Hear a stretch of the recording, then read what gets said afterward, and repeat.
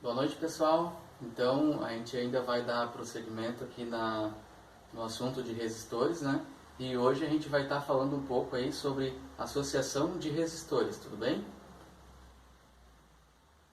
Só antes de começar o assunto mesmo, desculpem aí a minha inexperiência com o YouTube, mas no meu primeiro, segundo e terceiro vídeo eu acabei que nem falei meu nome, né?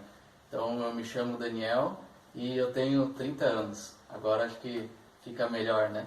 Então, dando continuidade, a gente vai ver aqui a representação de um resistor num circuito, né? Como que ele é representado, qual é a simbologia dele. A gente vai ver o que é uma associação de resistores. A gente vai ver associação série, associação paralelo e associação mista, beleza? Bom, começando pela representação do resistor, seja um resistor SMD ou seja um resistor THT, como é esse que eu estou mostrando aqui, ele vai ser representado no circuito eletrônico, no papel, né, da seguinte maneira: ou usando esse desenho, ou usando esse desenho aqui de baixo. Esse aqui é mais comum, tá? Mas esse aqui também pode ser encontrado. O que a gente vai usar nos nossos exemplos vai ser essa simbologia aqui, tá? Bom, para que serve uma associação de resistores? Você faz uma associação de resistores quando não se tem o valor ideal de resistor no mercado, ou às vezes você não tem em casa mesmo, né? Imagine que você precise de um resistor com um valor de 200 ohms, certo? Só que em casa ou às vezes na loja onde vende componentes eletrônicos, você só tem resistor de 100 ohms. Então, poxa, eu preciso de 200 ohms, e agora, né? Então, para conseguir os 200 ohms, a gente vai fazer associação com outros resistores de valores diferentes para conseguir chegar ao valor que a gente quer. Então, só como exemplo aqui, como que seria uma associação série? Seria ligando, né, conectando resistores em série, como está aqui no desenho, tá? Ó, a perninha, digamos assim, do primeiro se conecta aqui com a do segundo, e a do segundo se conecta com a do terceiro, e assim por diante, né, quantos resistores forem necessários. Na simbologia, eles vão ficar dessa maneira aqui, ó, os resistores representados por aquela simbologia que eu comentei, e a associação paralelo, eles são conectados em paralelo, tá?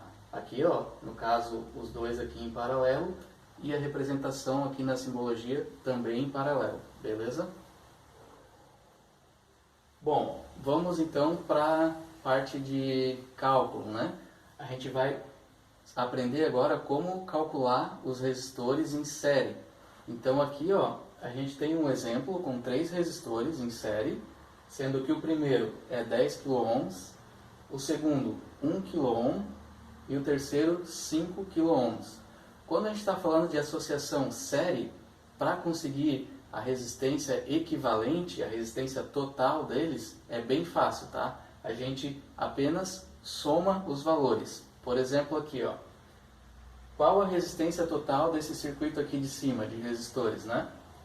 A resistência equivalente, eu botei aqui como sendo R e Q, vai ser R1 mais R2 mais R3. Então vai ser 10K mais 1K mais 5K. Qual que é a resistência equivalente então? 16 kΩ. Bem fácil, né?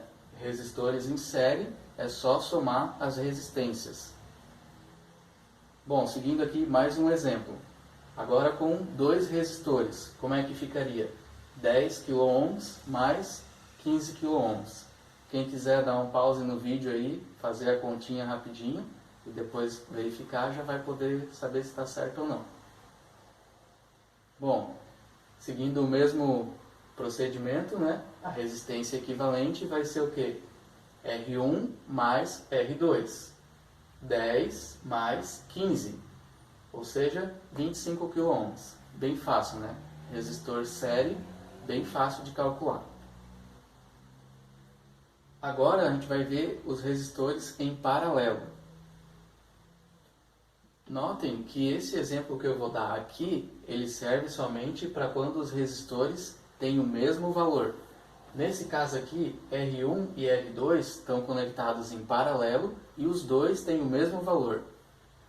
Para esse caso, a resistência equivalente vai ser R1 ou R2 dividido por 2, porque a gente tem dois resistores. Se a gente tivesse 3, 4 ou 5 resistores do mesmo valor, o procedimento é o mesmo. Você pega o valor de um deles e divide pelo número de resistores. Como nesse caso a gente tem dois resistores iguais, vai ser 15 kΩ dividido por 2. Então a nossa resistência equivalente aqui vai ser 7,5 kΩ. Bem fácil também, né? Então a gente representaria esse circuito aqui com dois resistores, poderia ser representado com apenas um, né, resistor de 7,5 kΩ. Segundo exemplo agora. Agora é um detalhe, tá? São dois resistores em paralelo, porém eles têm valores diferentes. Como a gente consegue ver aqui, ó, um tem 15 kΩ e o outro tem 5 kΩ. Como é que a gente vai fazer agora? Aqui, quando a gente tem dois resistores em paralelo de valores diferentes, somente dois, a gente faz o seguinte, a multiplicação dividido pela soma. Então seria R1 vezes R2 dividido por R1 mais R2. Como é que ficaria isso? 15 kΩ vezes 5 kΩ, que seria R1 vezes R2, dividido por 15 kΩ mais 5 kΩ. Então isso ficaria 75 dividido por 20 e a resistência equivalente vai dar 3,75 kΩ. Então, como eu disse anteriormente, né, resistores iguais só divide pelo número de resistores que tem. Quando for dois resistores em paralelo com valores diferentes, usa a regra da multiplicação dividido pela soma. E agora a gente vai ver com três resistores ou mais diferentes. Bom, aqui a gente tem uma associação paralela de três resistores, sendo que os três têm valores diferentes. E agora, como é que a gente faz isso? Bom, para calcular a resistência equivalente, a gente vai utilizar a seguinte equação. A resistência equivalente aqui vai ser 1 dividido pela razão de 1 sobre cada resistor. Por exemplo aqui, 1 sobre R1 mais 1 sobre R2 mais 1 sobre R3. Tá? Então vai ser 1 dividido por todos esses resultados aqui. Tá? Bom, como é que vai ficar então? A resistência equivalente vai ser 1 dividido por 1 dividido por 2K, 2K é o valor de R1, mais 1 dividido por 10K, 10K é o valor de R2, mais 1 dividido por 1K, 1K, o valor de R3. Se aqui tivessem mais resistores em paralelo, só ir seguindo o mesmo princípio, tá? Vai adicionando as divisões ali embaixo. Então, como é que ficaria? Esses resultados aqui eu já coloquei direto, tá? Se você quiser conferir aí na calculadora, fica à vontade. Então ficou 1 dividido por 0,005 mais 0,001 mais 0,001, tá? Vamos dar continuidade aqui, começando da onde a gente terminou lá, né? Então ficou 1 dividido por 0,016, que seria 625 ohms. Então, esses três resistores representam um resistor de 625 ohms. Na internet tem bastante sites que já oferecem calculadoras de associação paralelo ou série, tá? Você escolhe qual é a associação, se ela é série ou se ela é paralela, coloca os valores e daí você já tem o valor da resistência equivalente. Para quem quiser treinar, né, pode pegar alguns valores, fazer umas associações e depois conferir no site, ver se o procedimento aí deu certo. Bom, agora a gente vai ver uma associação mista, tá? O que seria uma associação mista? Como o próprio nome já diz, é uma associação que tem os dois juntos, série e paralelo. Então o que a gente tem aqui?